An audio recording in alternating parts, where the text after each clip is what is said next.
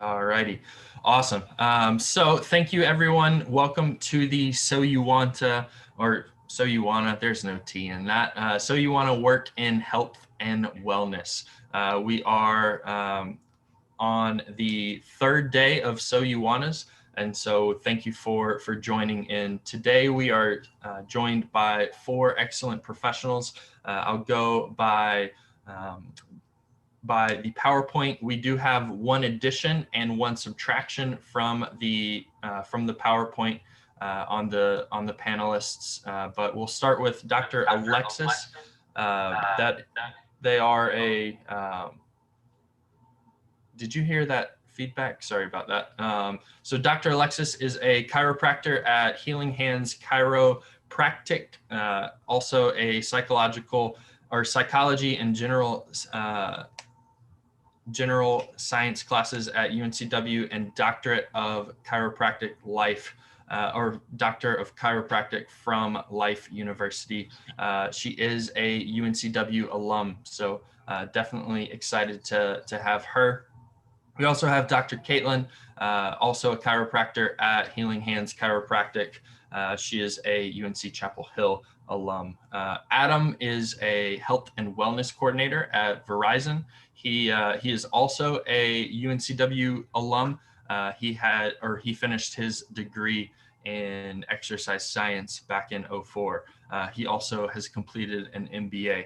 And then lastly, we do have Allison. Allison is a outpatient therapist, SAIOP, and a SAIOP supervisor at Coastal Horizons.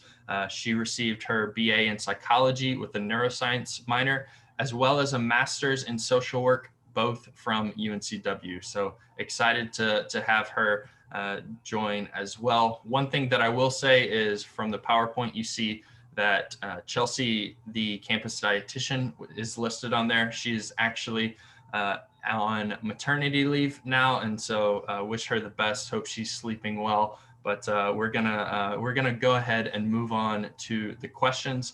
And so starting out with Dr. Alexis and Dr. Caitlin, the first question is, could you tell us a little bit about your organization as well as your role?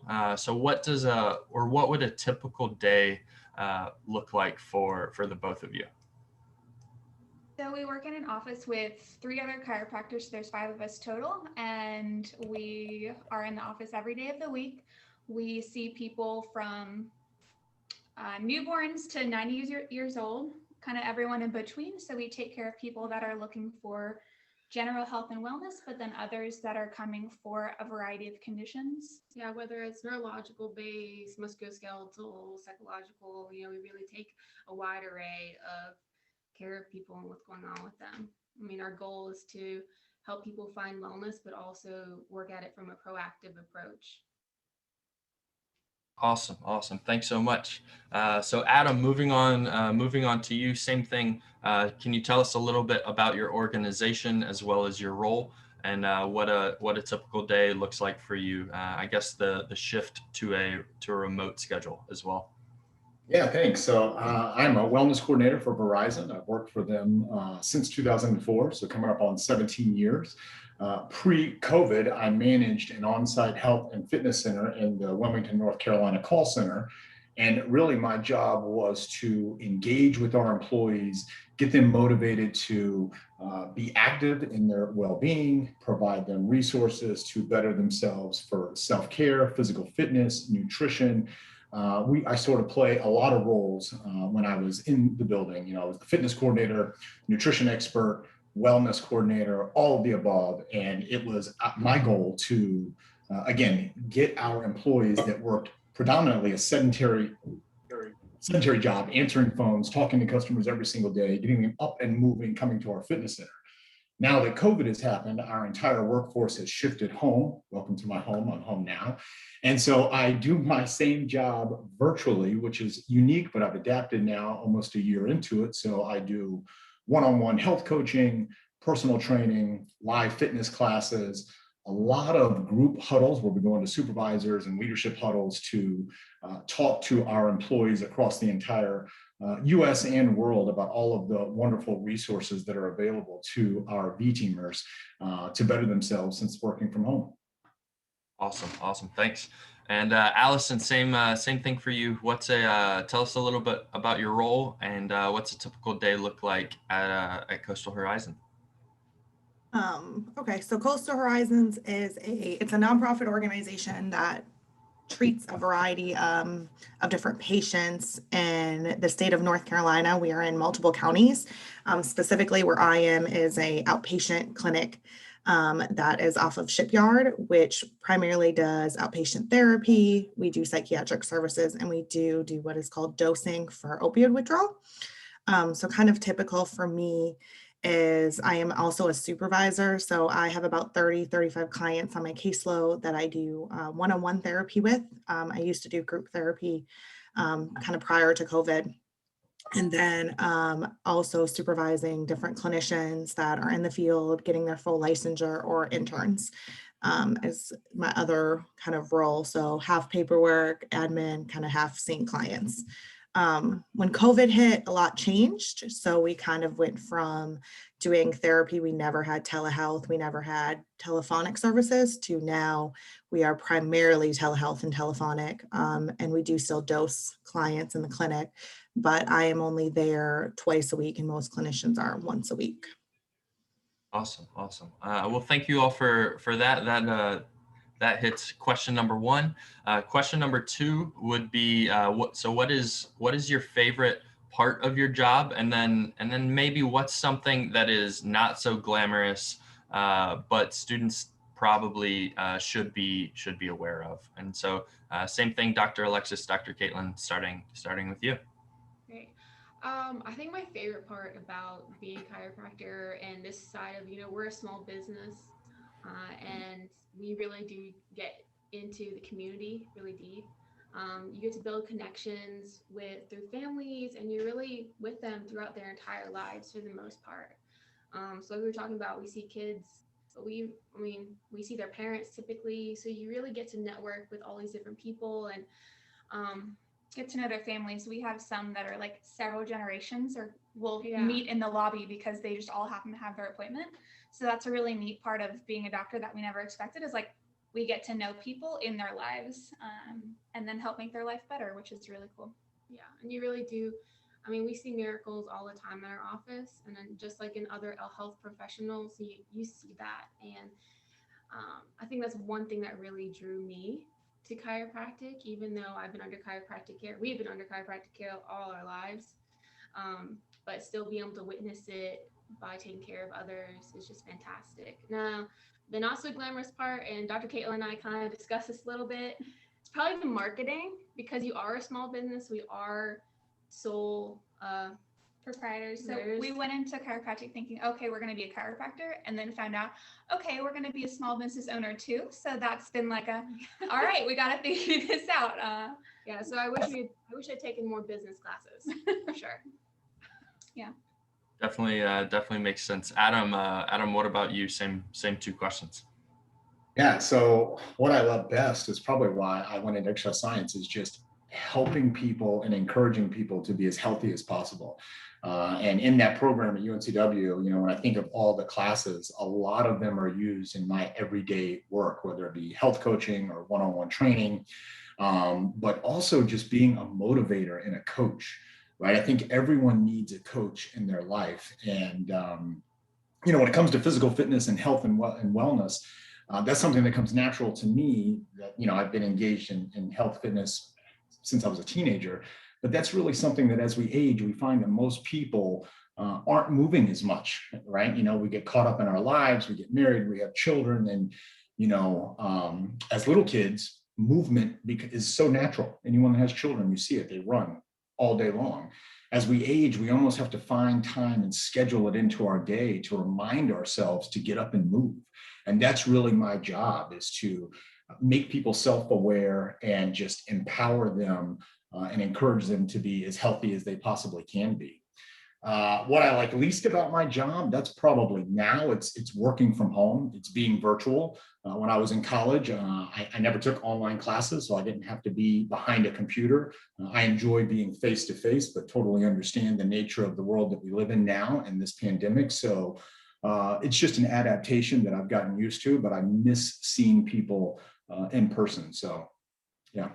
Awesome. Yeah, definitely makes sense. I know I would definitely benefit from having a someone check in and keep me accountable with exercising and staying active. So that definitely makes sense. Allison, what about you? I would say my favorite part is definitely the client work that I do. Primarily the work we do with opioid addiction. So I have a caseload that is probably half mental health, and kind of half substance use co-occurring disorders. And so really the work that I do with clients, I love that work. I did group work before that. So SAIP stands for Substance Abuse Intensive Outpatient. So that is a program that is seeing high-risk clients that are kind of the level of care before inpatient treatment. So we do see a lot of high-risk clients, but I love that work. These clients really need us. A lot of times with substance use, there's this huge stigma in our community. And so these clients really need the support, and they really usually only have one cheerleader, and that's you as a therapist, when they first start this journey. So that is my favorite part. I love that part. I love the client work we do, and the teamwork we have as an organization. My least favorite is definitely the documentation part. Anybody who wants to go in this world, we are state funded and we are Medicaid. With that comes documentation. We document everything. We also have high risk clients. So we document every communication we have.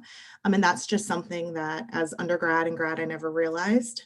But that is a big portion of the job. So to really know just general grammatical skills, things like that is really important, and organizational skills. Oh yes, I think no matter what industry you go into, you learn a lot about documentation and how necessary it is that you didn't really cover that much in your classes. And so, well, awesome. Thank you for that. So I know Dr. Alexis, Dr. Caitlin, you mentioned being involved with chiropractic care before you actually became chiropractors. And so was that something that led you to your current positions, and or how did you kind of discover that you wanted to go down this path?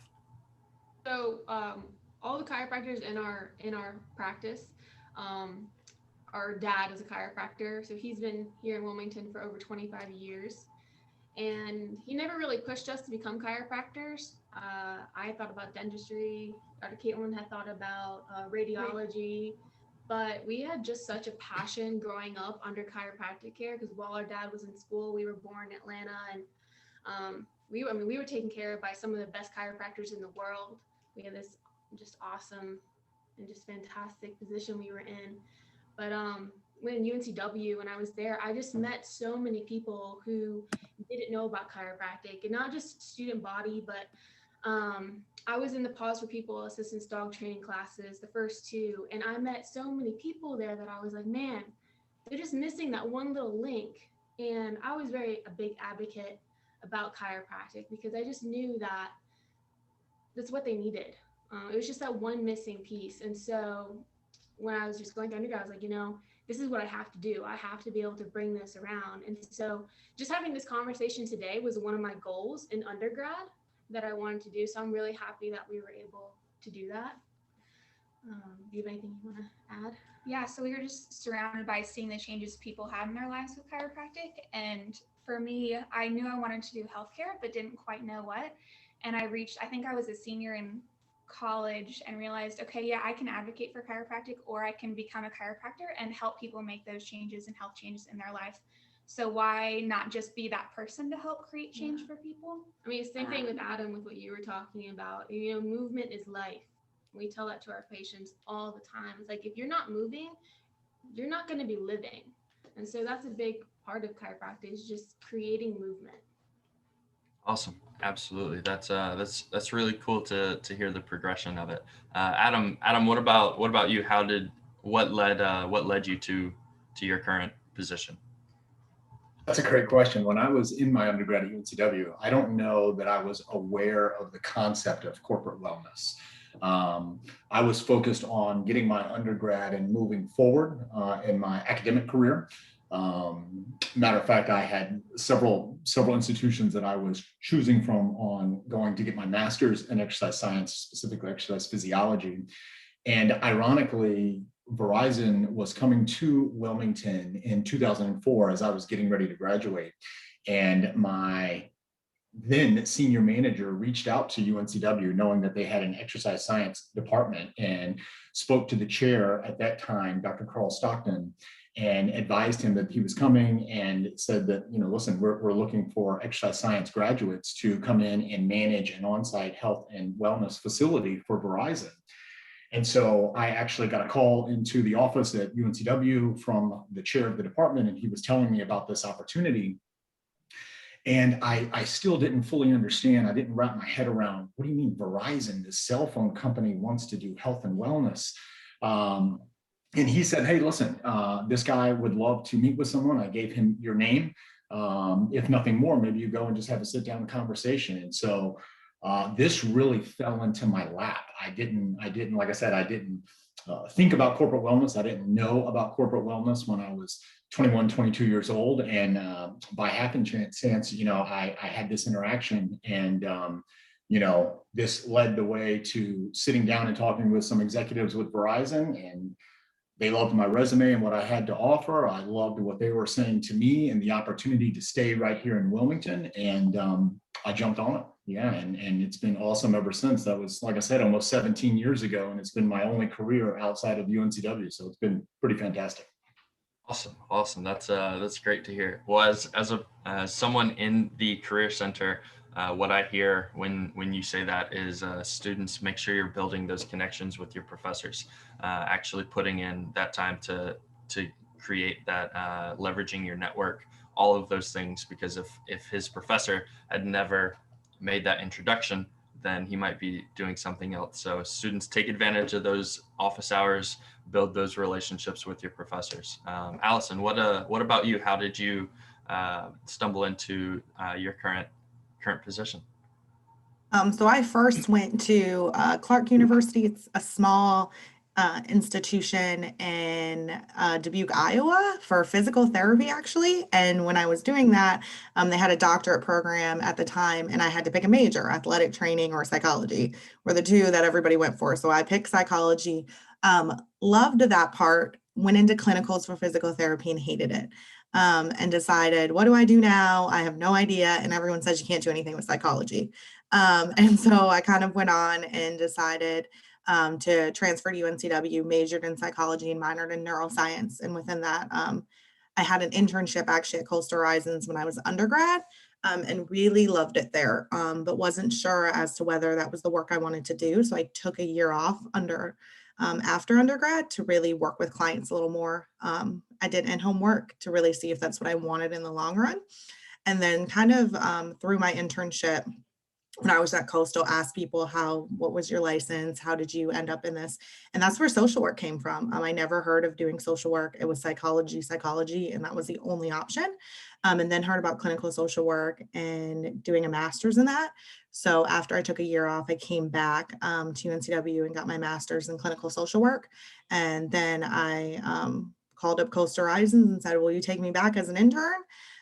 Went back there, and I also went through a little bit of, what do I for sure want to do this, and did a little bit of internship at the Career Center, actually. So I did half and half, doing career counseling and doing some mental health and substance use, and then accepted a position a couple months before I graduated with Coastal Horizons, and have stayed there and really loved it. Awesome. That's really cool to hear. So next question, Dr. Caitlin, Dr. Alexis, what's a good recommendation or something that students can do to make themselves more marketable for your industry? So as a chiropractor, there's kind of a couple of directions you can go in.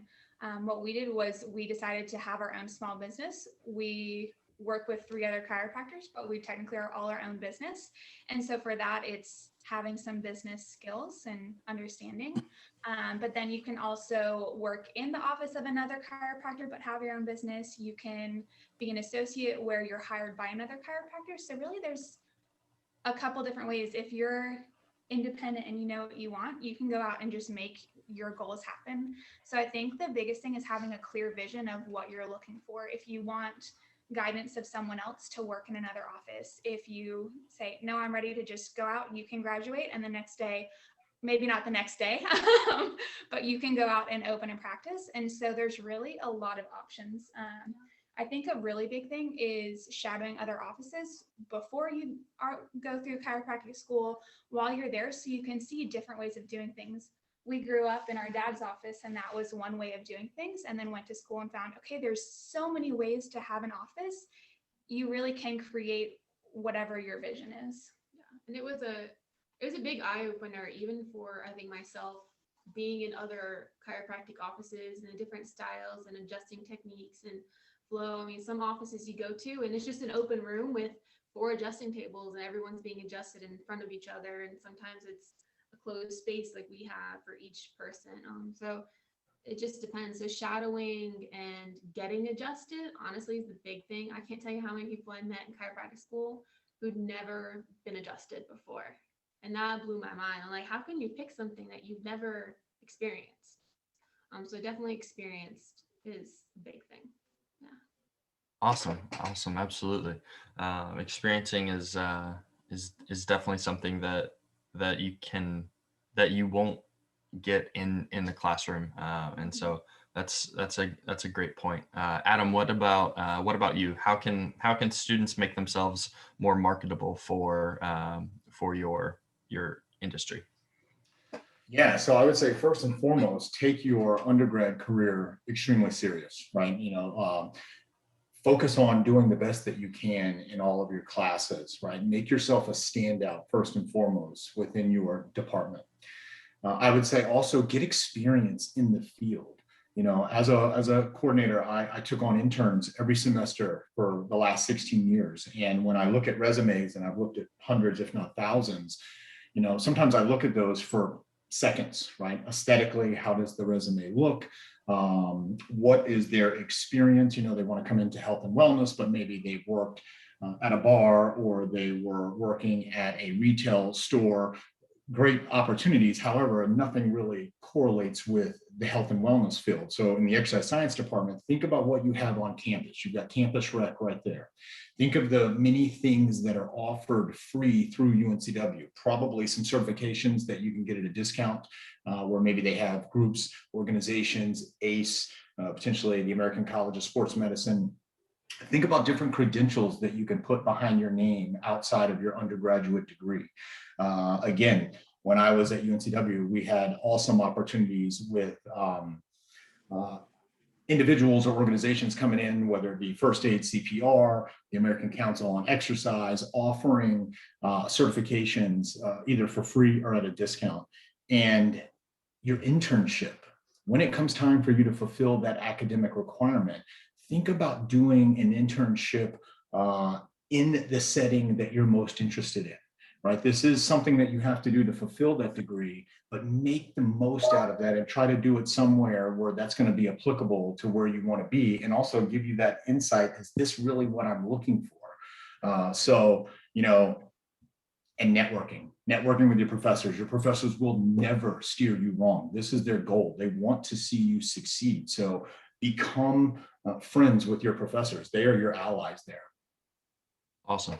Absolutely. Allison, what about you? I agree with what Adam said, is really doing an internship. So when I went for psychology, we actually were not required to do an internship, but it's really important when you graduate. That experience, I to look at a lot of resumes with just in general grammatical errors. They're not formatted correctly. Use the Career Center. That's why they're there. Make sure you can practice interview skills. So also once you get that interview, please make sure you kind of have practiced interviewing as well. That can really make you stand out. A lot of times we're interviewing 4 or 5 people for one position. So something that can really make you stand out is that good interview skills. Do an internship, get with, I was in a couple of research labs. Something that can really make you stand out, I think, is important. And then the big thing that we also, especially in our field, is references. So have 3 strong references. Those can be, that's why with Adam saying exactly with professors, that's really important because those sometimes are your references, your internship. Do a good job at your internship, stand out. At Coastal, we have about 15 interns at once and 2 or 3 positions opened up. So stand out at your internship and really be kind of that team player and be able to create those relationships is extremely important, especially if you want to stay in Wilmington. Wilmington's a big, small town, I say, and everybody knows everyone. So networking is really important in this town as well. Awesome. Well, I do want to give the full 15 minutes for you all in your breakout rooms, and so I'll wrap it up on the big Q&A piece here, and want to make sure that we give you all time in the breakout rooms. Both Adam and Allison talked about this, and so some questions that I would encourage you students to ask, whichever breakout room you choose, would be asking about whether or not their organization takes on volunteers or shadowing and internships. Both Dr. Alexis and Dr. Caitlin talked about the importance of shadowing people actually in the field, and so would really encourage you to ask how their organization can help with that, or if they do take on volunteers, interns, shadowing, what can students do to learn more about those opportunities. Other questions such as, what advice do you have for students that may have a general interest in your area, maybe not are completely committed yet, but want to learn more? And then finally, a question, what's something that you know now about your college or academic experience that you wish you would have known as a college student? And so take some of those questions. Jackie is creating the breakout rooms now. And so when those are completely created, she will go ahead and offer that prompt for you all to join those breakout rooms. I'm going to go ahead and stop sharing the screen, as well as stop the recording.